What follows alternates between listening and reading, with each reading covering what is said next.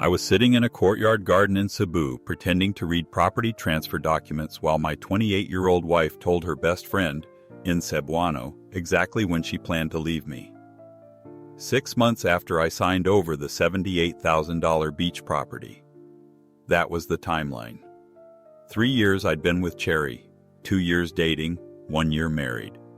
I'd helped with her mother's medical bills, her brother's tuition, 1,000 small emergencies that always felt genuine. And now I was 30 seconds away from signing half that property into her name. Most of my life savings from 37 years as an airline mechanic. I thought she loved me. I really did. But she didn't know I'd been learning Cebuano. And when she told Rowena I was her retirement plan, that she'd been counting down the days until the property cleared, that she already had a boyfriend named Dexter waiting to split the money, every word was like a knife. I had to sit there, had to keep my face neutral, had to pretend I hadn't just heard my entire marriage revealed as a 3-year con. The attorney was inside making final copies. Cherry was checking her phone, planning her exit strategy, and I had maybe 20 minutes to figure out how to save everything I hadn't already lost. I'm 61 years old, and I almost became another cautionary tale whispered about in expat bars. Let me tell you how I nearly signed away everything, and what saved me at the last possible second. Let me take you back to the beginning, 3 years ago, when I thought I'd found paradise. I'm Warren Mitchell, 61 years old, retired airline mechanic from Tucson, Arizona. 37 years with the same company, never missed a mortgage payment, raised 2 kids, did everything right. My pension was $2,400 a month. Not enough for Arizona anymore. Not the way I wanted to live. But in the Philippines, that was a king's salary. I landed in Cebu in March 2020, right before everything shut down. Rented a 1-bedroom apartment in La Hogue for $300 a month. Got a 6-month visa, started living like I'd never lived before. Within 4 weeks, I met Cherry on Filipino Cupid, 25 years old, working at a department store in Ayala Center. Her profile said she was looking for something serious, not hookups. I'd seen the other expats at the bars, fat guys in their 60s buying drinks for girls young enough to be their granddaughters. I told myself I wasn't like them. Cherry showed up to our first coffee date 30 minutes late, apologizing in this soft voice. Wearing a simple dress, almost no makeup. She worked the cosmetics counter at Rustin's, $9 a day, 6 days a week. She didn't ask about my age, didn't ask about money. Just talked about her family in Bohol, her mother who had diabetes, her younger brother who was smart trying to finish college. I thought she was different. The bar girls, everyone knew what that was, a transaction. But Cherry had a real job, came from what she called a good family. Her father had been a police officer before he died. Her mother sold vegetables at the market. She never asked for money, not directly. That's what made it feel real. 2 months in, she mentioned her mother's medical bills. 5,000 pesos for insulin and doctor visits. That's about $90. I offered before she could ask. 3 months later, her brother's tuition was due. 15,000 pesos, $270. She showed me the university documents. Everything looked legitimate. There was always something. The tricycle breaking down, her phone getting stolen, her mother needing emergency dental work. Never big amounts, always documented with receipts and photos and earnest explanations. I was helping, that's what I told myself. This is what you do when you love someone. After 2 years, she agreed to marry me. Simple ceremony at Cebu City Hall. Her whole family came. They cried, actually cried, like this was the happiest day of their lives. I felt like I'd won the lottery. Beautiful wife, tropical paradise, pension money stretching further than I'd ever imagined. 6 months into the marriage, I bought the beach property in Molboal. 7.4 million pesos, $78,000. Most of my retirement savings liquidated. Money I'd been building since I was 23 years old. The lawyer explained it clearly. As a foreigner, I couldn't own land outright. I could own the house, but the land had to be leased or put in a Filipino citizen's name. Cherry suggested we put it in both our names. 50-50. That seemed fair. We were married, committed, building a future. Attorney Morales had the papers ready, Friday appointment scheduled. Cherry had been extra sweet all week, cooking my favorite meals, holding my hand, talking about our future, maybe opening a small resort, renting cottages to tourists. Everything felt perfect. Everything felt right. I had no idea I was 4 days away from losing it all. Friday morning, April 14th, the day I was supposed to sign away everything I'd worked for since I was 23 years old. Attorney Morales' office was in a building near Fuente Osmeña. 3rd floor, no elevator. The kind of place that felt legitimate. Framed diplomas on the walls, secretary at a desk, air conditioning that actually worked. Cherry was quiet in the tricycle on the way there, looking at her phone. I remember thinking she was nervous. Sweet, innocent Cherry. Overwhelmed by the big moment. I should have noticed she was texting someone constantly, but I told myself it was wedding excitement, telling her family the good news. Attorney Morales was maybe 55, careful eyes. The kind of lawyer who'd seen too much to be impressed by anything. He walked us through every page. The land title transfer. 7.4 million pesos worth of beach property shifting from my control to joint ownership with Cherry. Mr. Mitchell, I need you to understand this completely. As a foreign national, once this property is in your wife's name, even partially, you have no legal recourse to reclaim it. Philippine law is very clear. Only Filipino citizens can own land. If this marriage dissolves, the property remains with the Filipino citizen. I nodded. I'd heard it all before. We were married, committed. This was what husbands did. Cherry's hand was on my arm.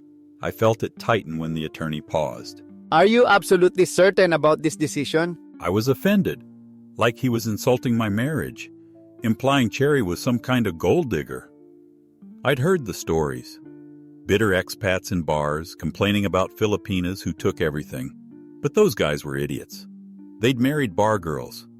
Cherry worked at a department store. Mr. Mitchell, I ask all my foreign clients this question 3 times. It's my professional obligation. Are you certain? Warren, maybe we should think about this. See? That's what made me trust her more. She wasn't pushing. She was giving me an out. That's how good the performance was. I told Attorney Morales yes. 3 times yes. We were doing this. Today. Very well, I need 30 minutes to make final copies and complete the notarizations. You can wait here or in the courtyard downstairs. 30 minutes felt like forever. I was ready. Ready to sign, ready to prove every cynical expat wrong, ready to start our real life together. I remember feeling irritated by the delay, like the universe was testing my commitment. Baby, let's wait outside. It's stuffy in here. Rowena will meet us. She wants to congratulate us. Rowena was Cherry's best friend, another department store girl. Pretty, always giggling, always around. We went down to the courtyard, small garden area with plastic chairs. Bougainvillea growing up a trellis. The attorney's secretary brought us cold water in small plastic cups. I sat reviewing the property documents one more time, imagining our future. Maybe a small resort operation, some rental cottages, peaceful retirement with my beautiful wife. Rowena arrived 10 minutes later. The 2 women started chatting in rapid Cebuano. Their voices faded into background noise while I studied the papers. That's when everything changed. That's when I heard the truth that saved my life. I wasn't paying attention to their conversation. Not at first. I was looking at the property documents, imagining the rental income. Maybe $500 a month if we did it right. Their voices were just background noise. Rapid Cebuano. Girl talk. Then I heard my name. Not Warren. My nickname. The one Cherry used when we were alone. Tigulong Warren. Old man Warren. My Cebuano wasn't great. 3 years in the Philippines and I'd learned maybe 200 words. Basic phrases. Market conversation. But I'd picked up more than I let on, especially the words you hear repeated, the words people use when they think you don't understand. I didn't look up, didn't change my expression, just kept my eyes on the papers. But I started listening, really listening. Pila pa ka bulan? How many more months? Unom siguro. Aron safe. 6 maybe, to be safe. My hands went cold, but I kept my face neutral, nodding slightly like I was reading something important. Nagtuo ba siya nga nahigugma ka niya? Does he really believe you love him? That word I knew. Higugma. Love. Cherry's laugh was quiet, careful, different from the laugh she used with me. Dugay na kaayo kini. Mas dugay kay sa giplano. This took so long, longer than we planned. Kinahanglan nimo ipakita sa tigulang nga lalaki nga espesyal sila. You have to make old men feel special. Every word was a knife, but I kept staring at those papers, kept my breathing steady. Duha mil og upat ka gatos kada bulan. Retirement plan na ako. 2,400 every month. My retirement plan. She said retirement plan in English, like it was a joke they'd shared before. Unsay plano human sa papeles? What's the plan after the papers? This is where my limited Cebuano actually saved me, because Cherry had to explain in simple terms, the kind of simple I could understand. Dubai or Singapore. Job offer. Molakaw ko. I leave. Magpadala kog mensahe sulod sa pipila ka bulan. Dayon, mawala na lang. I'll send messages for a few months, then just disappear. Ibaligya ang yuta sulod sa usa ka tuig. Sell the property within a year.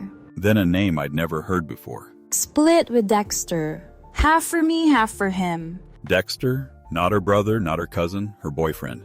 Pila man kahakabuang si Warren? How stupid is Warren? Pareho sa uban. Talira kaayo kun gwapa ang babaye. Same as the others. Too easy when the woman is pretty. Daghang batan-on nga Pinay nakabuhat na. Daghan sa atong network. Many young Filipinas have done this. Many in our network. Network. She said that word in English too. My entire reality was collapsing. 3 years. Marriage. Love. Future. All of it. Performance. Strategy. Network. But I couldn't react. Couldn't let them know I understood. I forced myself to keep looking at the papers, occasionally nodding. My mind was racing, calculating. The $15,000 I'd given her family. Gone. The motorcycle for her brother. Gone. $800. The emergency money. The medical bills. The tuition. Maybe another $6,000 total. Money I could never prove I'd given. No receipts, just bank transfers to Cherry. But the property, $78,000 in Beachland, that I could still save, if I acted right now. Attorney Morales came back exactly 30 minutes later, carrying the notarized documents in a brown folder. I watched Cherry's face transform. Like someone flipped a switch. The cold, calculating woman from 30 seconds ago disappeared completely. Replaced by my sweet, loving wife. Soft eyes, gentle smile. She squeezed my hand. Encouraging. Supportive. If I hadn't heard what I just heard, I would have seen love in that gesture. Mr. Warren, everything is in order. The notarization is complete. I just need your signature here, here, and here. He laid the papers on the small table in front of me, pointed to the signature lines with his pen. I want to ask you one final time. Are you absolutely certain about this decision? Warren, honey, we already discussed everything. Her voice was honey, but I felt her hand tighten on my arm, just slightly. This was it, my moment, my performance. I looked at the signature lines, looked at Cherry, looked at the attorney, and I delivered the performance of my life. I need to think about it over the weekend. What? Baby, we already... My daughter called yesterday from Arizona. She had some concerns about the timing. I know we discussed everything, sweetheart, but this is $78,000, most of my life savings. I just need the weekend to make sure I'm doing the right thing. Of course. That's very reasonable. I'll hold the documents until Monday. I saw it. Just for a second, Cherry's mask cracked. Confusion, then irritation, quickly covered with concern. Warren, what did your daughter say? We can talk to her together. Nothing bad. She's just worried. You know daughters. Protective. If I still feel good about it Monday, we'll sign then. I promise. The attorney looked relieved. Actually relieved. Monday is fine, 10 in the morning if that works for you. But we planned a celebration dinner. At the property, everything is ready. I'm not feeling well anyway. Maybe my blood pressure. I should rest. Let's skip the dinner. We'll celebrate Monday after we sign. Cherry's fingernails dug into my arm. Not hard, just enough to send a message. Maybe Cherry and I can still go. We already bought food. Sure, you two go ahead. I need to lie down. We took a tricycle back to our apartment. The 15-minute ride felt like hours. Cherry didn't speak, just stared out the side, radiating cold anger barely contained.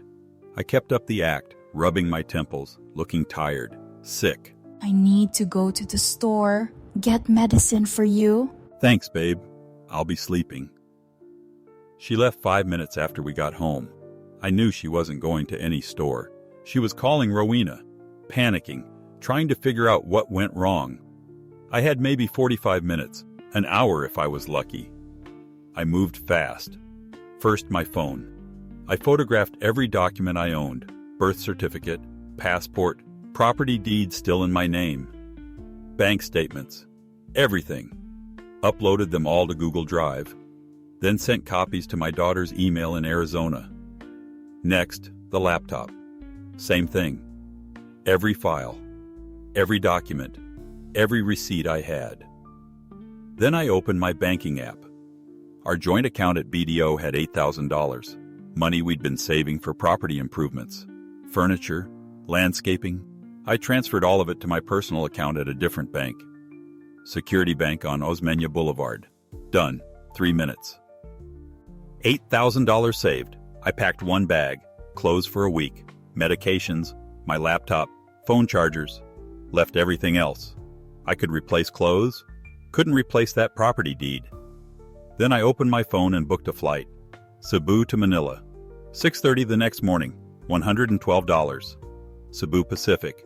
Then a cheap hotel in Clark, near Angeles City. 5 nights at $40 per night. I needed somewhere to think, to figure out my next moves. Finally, I wrote a note. Short. Direct. Cherry, I understood everything you said in Cebuano today. Every word. The property will never be in your name. Be gone when I return. Warren. Left it on the kitchen table where she'd see it immediately. By 6 o'clock, I was in a grab car heading to a hotel near Mactan Airport. By 7, I was checked in. Door locked. Finally breathing. My phone started ringing at 7:45. Cherry. Over and over. I let it ring. Then the messages started. I watched them pour in. Baby, where are you? I'm worried. Please call me. What's wrong? Warren, I don't understand. What note? What are you talking about? You're scaring me. Please, come home. Then the tone changed. You're crazy. I never said anything like that. Rowena and I were talking about someone else. You misunderstood. You don't even speak Cebuano. You imagined everything. Then tears. How could you leave me? After everything we've been through, I love you. I have always loved you. Please come back. Then rage. You stole money from our joint account. That's my money too. I'll call the police. You can't do this. My family will find you. You'll regret this. 47 messages by midnight. I blocked her number, blocked Rowena, blocked everyone connected to Cherry. That night I didn't sleep. Just sat in that hotel room, watching CNN, processing everything. 3 years, marriage, love, future, all of it, performance. Monday morning my phone rang, unknown number. Mr. Warren? This is Attorney Morales. Your wife came to my office this morning. Very upset. She insisted I call you, said the papers need to be signed today. She claimed you're confused, possibly having dementia, that you're not thinking clearly. What did you tell her? I told her I can't proceed without you present, and that you seem perfectly lucid on Friday. Mr. Warren, I need to ask, do you want to proceed with this transfer? No, definitely not. I understand I'll shred the documents today. And Mr. Warren, you might want to consider filing for annulment. Already planning on it. That conversation cost me nothing. But it confirmed everything I needed to know. Cherry wasn't giving up. She was fighting for that $78,000. Because that's all I'd ever been to her. A retirement plan with a heartbeat. The characters, incidents, and dialogue in this video are dramatized for narrative and entertainment effect.